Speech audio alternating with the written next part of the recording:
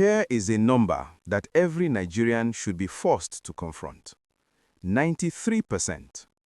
According to an independent survey conducted in 2025, 9 out of 10 Nigerians, north, south, east, west, believe this country is heading in the wrong direction. Not 6 out of 10, not 7, 9 out of 10. Now, here is the question that nobody in the mainstream is asking. If nearly every Nigerian agrees the country is failing, who exactly is that failure handing the 2027 election to? Because while political analysts argue about coalitions and party platforms, something much more structural is happening underneath all of it. The Tinubu administration has not just made governance mistakes, it has, error by error, systematically rebuilt the exact argument that Peter Obi made to Nigerians in 2023 and lost. Stay with me, because by the time we reach error number 4, you will understand why 2027 may already be decided. If you are new here, Naija Update 24/7 exists for one reason: to give every Nigerian, wherever you are and whatever region you are from, the political analysis that mainstream media will not touch. Hit subscribe and stay with me. This gets much deeper. Let us start with context. What actually happened? Who is Peter Obi? And why is this conversation resurfacing right now in March 2026? In the 2023 presidential election, Peter Obi came third. He received approximately 6.1 million votes, running under the Labour Party, a result that, by Nigerian political standards, was extraordinary for a third-party candidate. But more important than the vote count was what the campaign itself represented. Obi's 2023 run was built on a specific diagnosis of Nigeria's problem, that the country had been governed for decades by people who consumed resources rather than producing them. He argued for fiscal discipline, institutional reform, a reduced cost of governance, and production-led economic growth. He lost, and many Nigerians moved on. Fast forward to March 2026. Obi has now formally joined the African Democratic Congress. He has launched what he calls Operation Rescue Nigeria. He has declared his intention to run in 2027, and he has publicly accused the Tinubu administration of plotting to suppress his presidential bid through the newly signed Electoral Act 2026, which, significantly, removed electoral forgery as a criminal offense. Now, the reason this conversation is urgent right now is not Obi's political maneuvering. It is something more uncomfortable than that.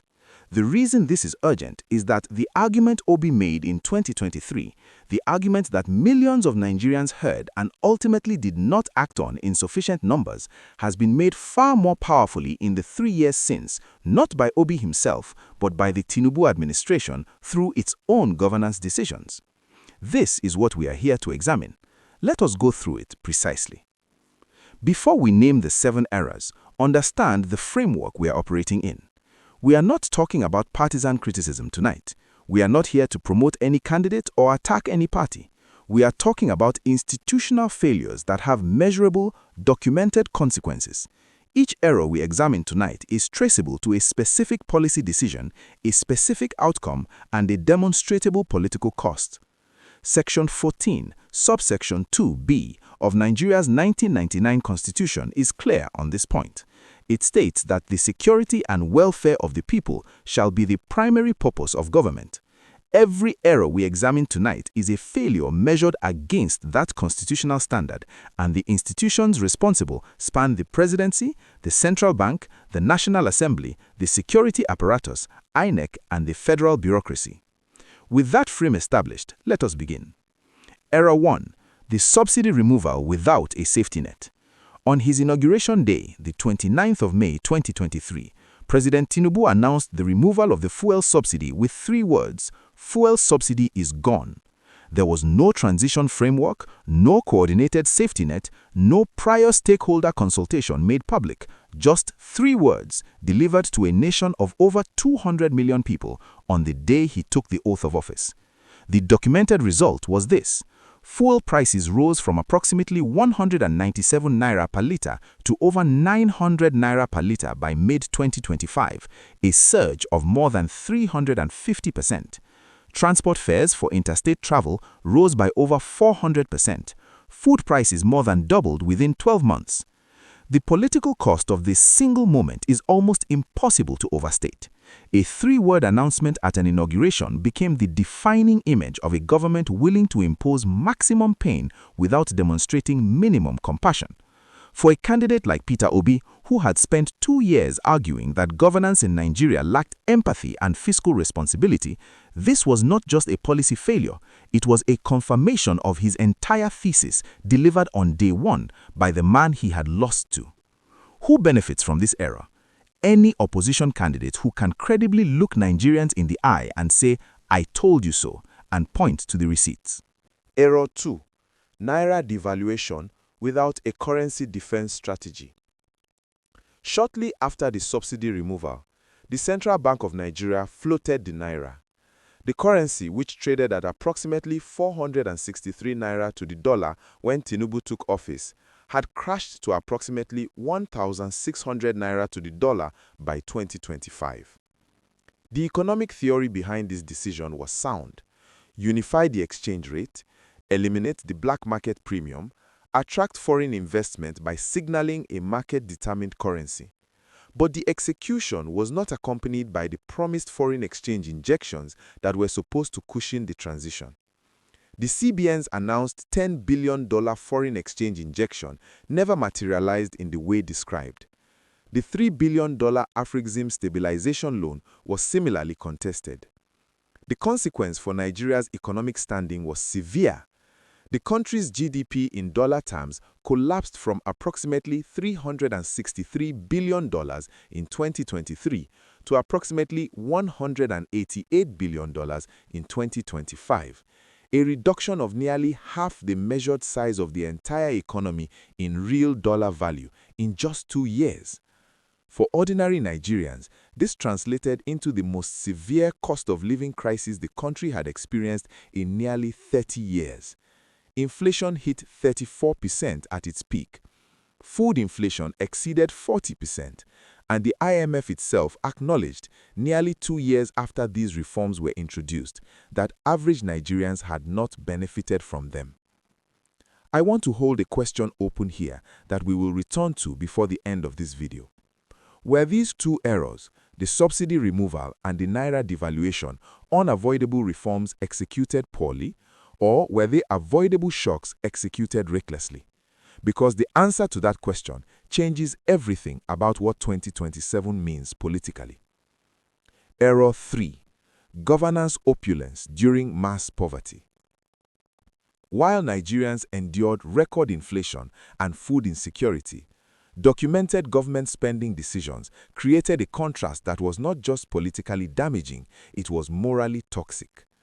Human Rights Watch reported that the Tinubu administration's spending priorities, including the acquisition of a presidential jet and reported plans for a government luxury yacht, generated public outrage precisely because they occurred against the backdrop of citizens who could not afford basic food.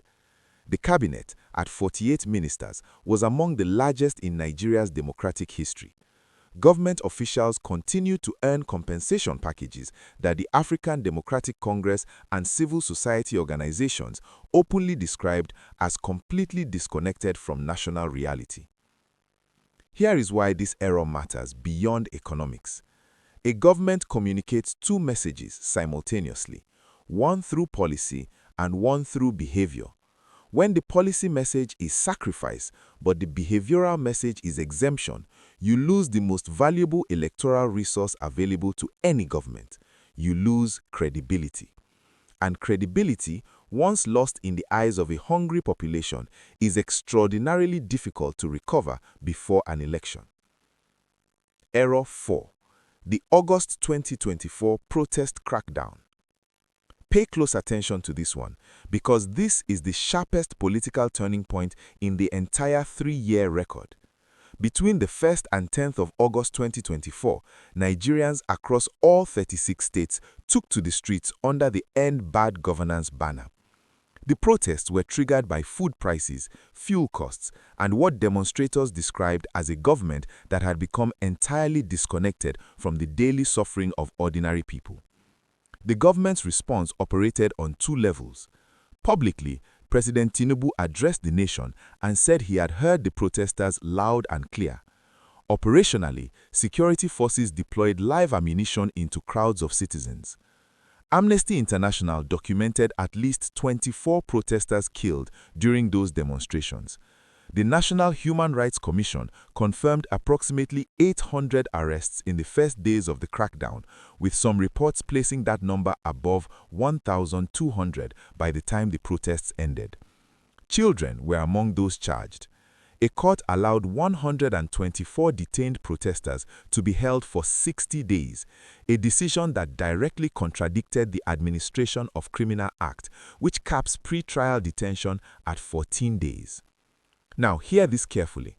Those protesters were not restricted to one region or one ethnic group. They marched in Kano, they marched in Lagos, they marched in Abuja and Kaduna and Maiduguri. This was a national uprising, crossing every line that Nigerian politics normally uses to divide people, and it was met with force. Any opposition candidate in 2027 who stands before a crowd and says these were your children, your neighbors, your people, is holding an argument that no amount of regional politics can contain. It crosses every line. That is the political reality of what August 2024 created. Error 5. Debt explosion with no transparency on returns. Nigeria's public debt stood at approximately 49 trillion naira when Tinubu assumed office in 2023. By December 2024, it had risen to 144 trillion naira, a 150% increase in under 2 years. Critics project that additional loans being requested could push that figure towards 183 trillion naira. What makes this politically explosive is not simply the number itself, it is the absence of visible return. Despite the fuel subsidy removal being presented to Nigerians as a reform that would generate savings to be redirected to infrastructure and public welfare, there has been no published transparency on how those savings were actually allocated. Human Rights Watch noted this specifically. And to give you the starkest possible illustration of what that looks like on the ground, the capital budget released for the entire federal healthcare sector in 2025 was 36 million naira. In the context of a 144 trillion naira debt, that is not a rounding error. It is a statement of priorities. Peter Obi, now with the ADC, has been direct about this. He has stated publicly that the current administration has collected more loans than every previous administration combined, and that most of those loans will be repaid between 2045 and 2050. That is a message aimed squarely at Nigeria's youth, the same demographic that drove the obedient movement in 2023. He is telling them that the government borrowed against their future and gave them nothing to show for it. Error 6. Security collapse and the kidnap economy. The security situation under the Tinubu administration deteriorated in documented and measurable ways. In January 2024 alone, 287 school children were abducted in Kaduna State. Between mid-2022 and mid-2023, over 3,600 people were abducted in nearly 600 reported cases across the country. What made this politically critical was not only the scale of the insecurity, it was the institutional response to it, or more accurately, the absence of one. The Minister of Defense resigned in December 2025, citing medical reasons. The Chief of Defense Staff was removed in October 2025. Multiple security chiefs were rotated in quick succession without a publicly articulated strategy for dealing with kidnapping or banditry. Communities began raising money to arm vigilante groups. Some communities in the most affected areas began paying protection fees to the very bandits terrorizing them. Wealthy Nigerians hired private security or relocated entirely, and the average Nigerian was left to manage an existential threat without meaningful state support. For a candidate who has built his entire public identity around the question of what serious governance looks like, the security crisis is not a vulnerability, it is a campaign. Error 7. The Electoral Act 2026 and the perception of a rigged future.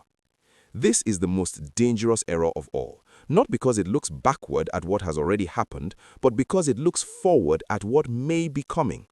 The recently signed Electoral Act 2026 generated specific and documented concern from Peter Obi and from civil society organizations for one provision: the removal of electoral forgery as a criminal offense. Obi called it very shameful for Nigeria. He warned that weakening electoral laws sends the wrong signal about the direction of democratic governance in this country, and he also publicly alleged that the federal government is already making moves to prevent him from contesting in 2027. Now, that allegation is not yet proven, but here is the political reality. It does not need to be proven to cause damage. When a sitting government is perceived to be engineering the rules of the competition it will participate in, it creates a narrative. The narrative is that incumbency is being converted into impunity. And the political danger for the Tinubu administration in that narrative is this: even if every provision of the Electoral Act 2026 is legally defensible, the perception of electoral manipulation is enough to energize the entire opposition base, unify grievances that span parties and regions, and give the resistance movement against the administration its most morally powerful argument yet. Now, let us be clear about one thing. These 7 errors do not affect all Nigerians equally, but they affect all Nigerians. And the political consequences of that are significant.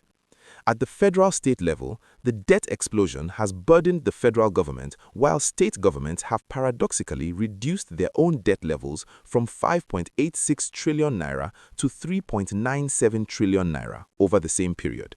What this creates is a dynamic where even ACP governors may begin positioning themselves as better managers than the center, quietly distancing from the presidency and weakening Tinubu's ability to rely on gubernatorial machinery in 2027. For ordinary Nigerians, the numbers require no embellishment. Over 133 million Nigerians now live in multi-dimensional poverty. Food imports doubled from 3.83 trillion naira to 7.65 trillion naira, meaning Nigerian farmers are being undercut while consumers pay more. The minimum wage was raised to 70,000 naira, but its real purchasing power adjusted against 2011 values is estimated at approximately 10,000 naira. A family of 4 requires at minimum 150,000 naira per month for basic survival, excluding rent, and the minimum wage is less than half of that.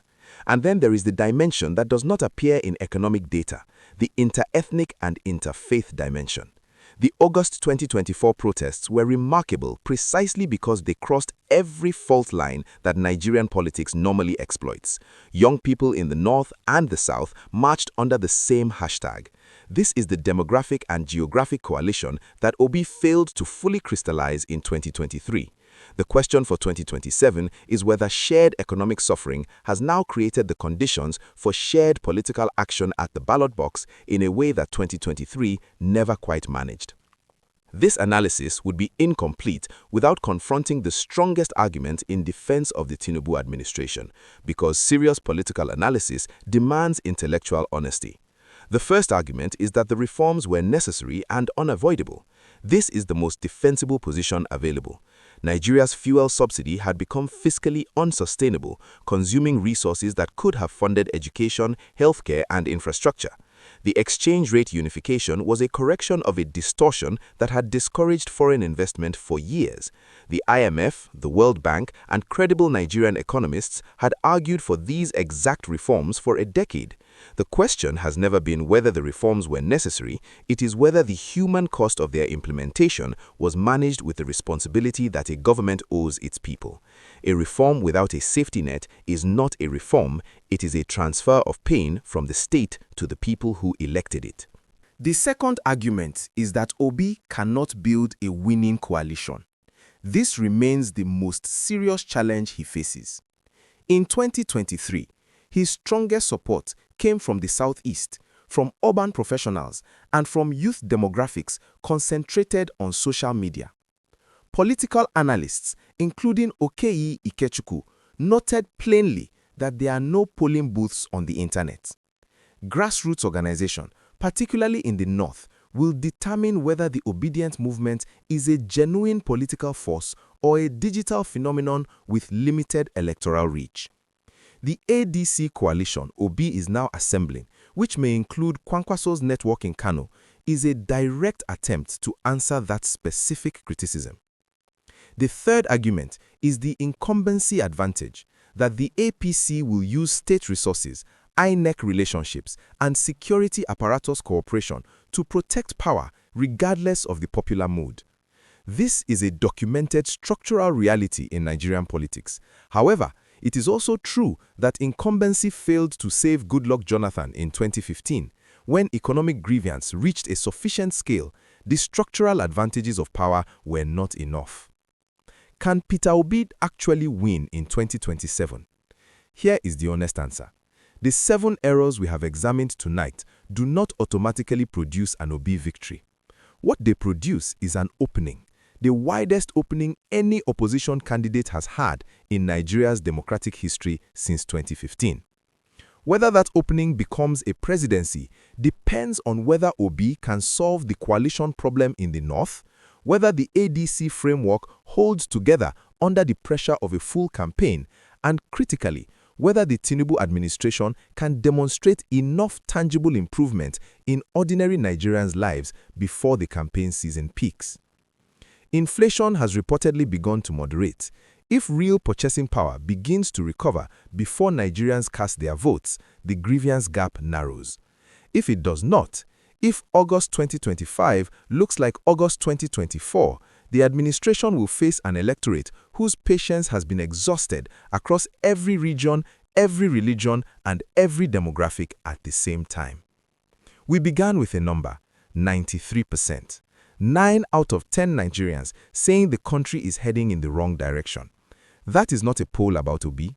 It is not a poll about the ADC or the Labour Party or any opposition movement.